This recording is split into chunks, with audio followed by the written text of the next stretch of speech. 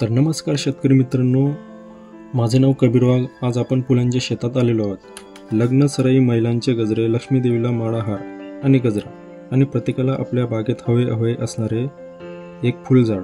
खास करून महिलांचे आवडते फूल म्हणजे शेवंती।